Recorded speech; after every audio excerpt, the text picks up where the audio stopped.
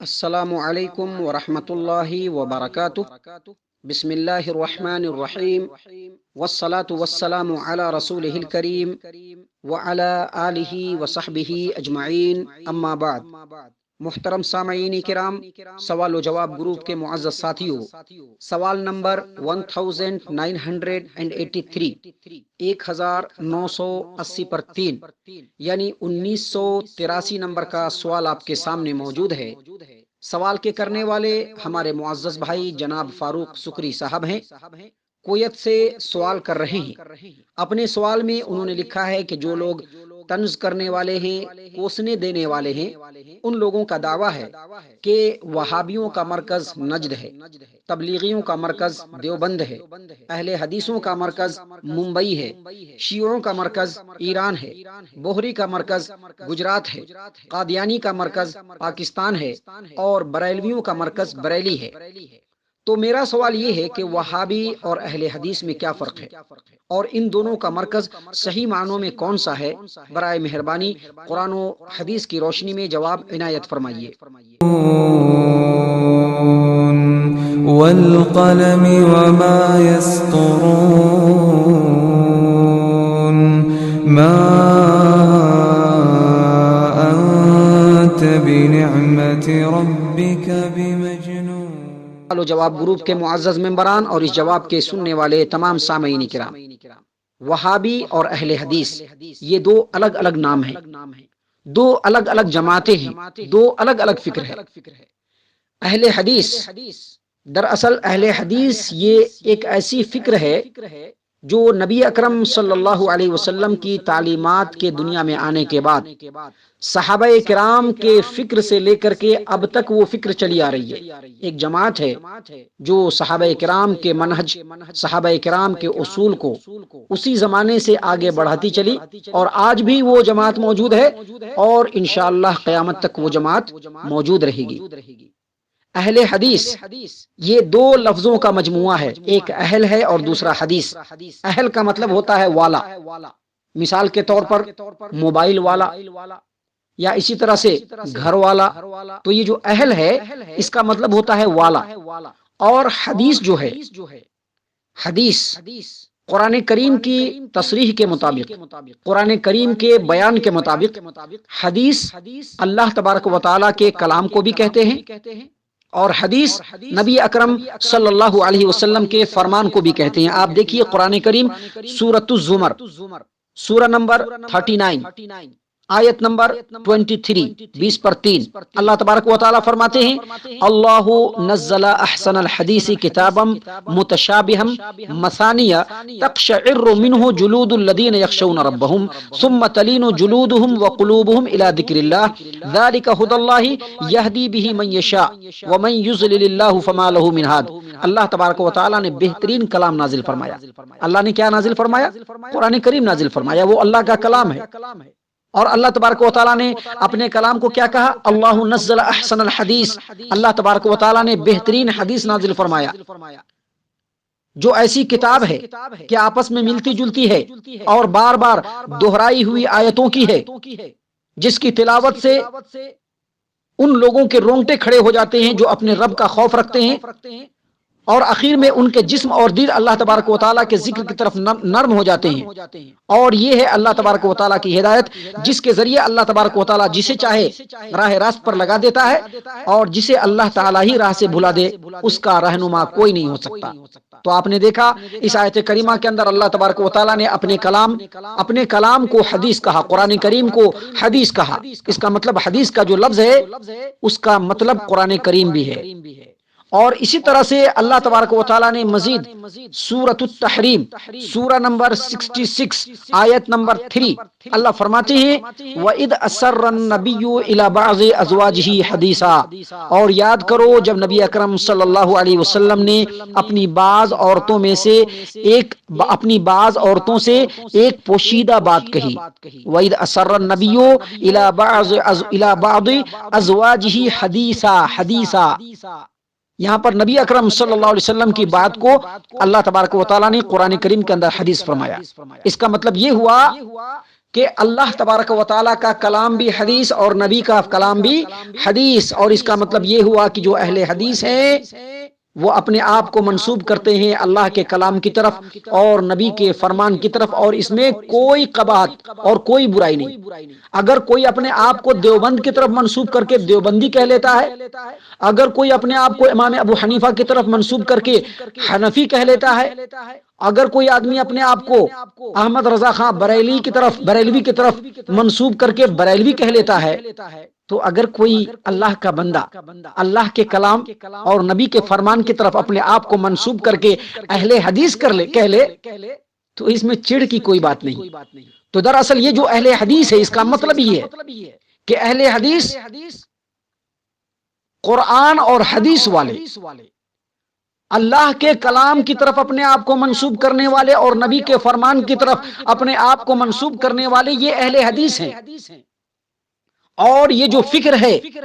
اور یہ جو جماعت ہے کوئی نئی جماعت نہیں ہے، بلکہ صحابہ کرام کے زمانے سے یہ جماعت چلی آ رہی ہے۔ صرف ایک دلیل میں آپ کے سامنے پیش کروں گا، شرف و اصحاب الحدیث پیج نمبر 12، ابو سعید خدری رضی اللہ عنہ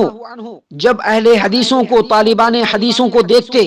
تو فرماتے مرحبا بوصیت رسول اللہ صلی اللہ علیہ وسلم، امرنا رسول اللہ صلی اللہ علیہ وسلم ان نوسع لكم في المجلس وان نفهمكم الحديث فانكم خلوفنا واهل الحديث بعدنا۔ اے حدیث کے طالب علموں، اے حدیث کے اوپر عمل کرنے والوں، اے حدیث کو سیکھ کر کے اس کو اپنے عملی زندگی میں شامل کرنے والوں، تم کو مبارک ہو۔ رسول اکرم صلی اللہ علیہ وسلم نے ہمیں یہ حکم دیا تھا کہ تمہارے لیے اپنی مجلسوں کو ہم وسیع کریں، کشادہ کریں، اور ہم تم سے حدیث کو سمجھیں اور سیکھیں۔ فَإِنَّكُمْ خُلُوفُنَا، تم ہمارے جانشین ہو، وَأَهْلُ الْحَدِيثِ بَعْدَنَا، اور ہمارے بعد تم اہل حدیث ہو۔ کون بول رہے ہیں؟ ابو سعید خدری رضی اللہ عنہ بول رہے ہیں۔ اور ابو سعید خدری رضی اللہ عنہ کون ہے؟ صحابہ کرام میں سے ایک ہیں۔ اور کن کو بول رہے ہیں؟ اہل حدیثوں کو بول رہے ہیں کہ ہمارے بعد تم اہل حدیث ہو، ہمارے بعد۔ اس کا مطلب یہ ہوا کہ ابو ہریرہ رضی اللہ عنہ نے جمع متکلم کا صیغہ استعمال کیا اور تمام صحابہ کرام کو اہل حدیث کہا۔ گویا یہی وہ اہل حدیث جماعت ہے جو نسلاً بعد نسلن وراثت کے طور پر عمل متوارث کے انداز میں اہل حدیث صحابہ کرام سے جو چلا وہ قافلہ تو آج بھی چل رہا ہے اور انشاءاللہ قیامت تک چلتا رہے گا۔ یہی وہ اہل حدیث ہیں۔ اور یہیں سے یہ بات واضح ہو گئی کہ ان کا مرکز جو ہے، اگرچہ ان کا مرکز اگر دیکھا جائے تو محل وقوع کے اعتبار سے، جغرافیائی اعتبار سے مکہ اور مدینہ ان کا مرکز ہے، لیکن اس کے باوجود ان کی مرکزیت اصل قرآن اور حدیث ہے، اور اللہ کے رسول صلی اللہ علیہ وسلم کی ذات گرامی ہے، اللہ تبارک و تعالیٰ کا کلام قرآن کریم ہے، یہ اصل ان کے لیے مرکزیت کی حیثیت رکھتی ہے، سینٹر کی حیثیت رکھتی ہے۔ کوئی بھی معاملہ ہو، کوئی بھی کام ہو، کوئی بھی مسئلہ ہو، اہل حدیثوں کو اگر معاملہ سالو کرنا ہوتا ہے، مسئلے کو سلجھانا ہوتا ہے، تو اس کے لیے وہ رجوع کرتے ہیں اللہ کے کلام کی طرف اور نبی کے فرمان کی طرف، اور یہی اصل میں ان کا مرکز ہے۔ اور جہاں تک سوال ہے وہابی کا، تو سب سے پہلے میں آپ کو ایک انفارمیشن کے لیے بتلا دوں کہ دوسری صدی ہجری میں شمالی افریقہ میں عبد الوہاب بن رستم کے ذریعے سے ایک فرقہ پھیلا اور اس فرقے کا نام وہابی فرقہ رکھا گیا۔ یہ اباضی خارجی فرقہ ہے اور وہابیت کی شاخ ہے۔ آپ کو میں بتلا دوں کہ عام تاریخ نگاروں نے اس چیز کو اپنی کتاب میں جگہ دیا ہے، اور آپ اس کو اگر دیکھنا چاہتے ہیں تو تاریخ وہابیت میں دیکھیے، جس کو دارالسلام سے تباہ کیا گیا ہے، اس تاریخ وہابیت کے اندر امام الزرکلی کی کتاب الاعلام والم نمبر 5 پیج نمبر 148 کے حوالے سے لکھا گیا ہے کہ دوسری صدی ہجری میں شمالی افریقہ میں عبد الوہاب بن رستم کے ذریعے اس کی طرف نسبت کر کے ایک فرقہ پھیلا جس کا نام وہابی رکھا گیا، اور یہ اباضی خارجی فرقہ ہے، وہابیت کی شاخ ہے، اور اس کا یہ نام اس کے مؤسس اصلی عبداللہ بن وہب راسبی کی طرف نسبت کی وجہ سے پڑا ہے۔ بعض لوگوں نے اس کا نام راسبیہ بھی بتلایا ہے،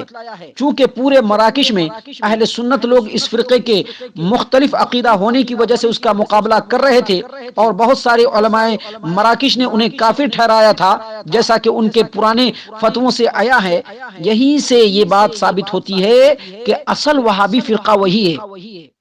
اصل وہابی فرقہ وہی ہے۔ اور اسی طرح سے المغرب الکبیر جو تاریخ کی کتاب ہے،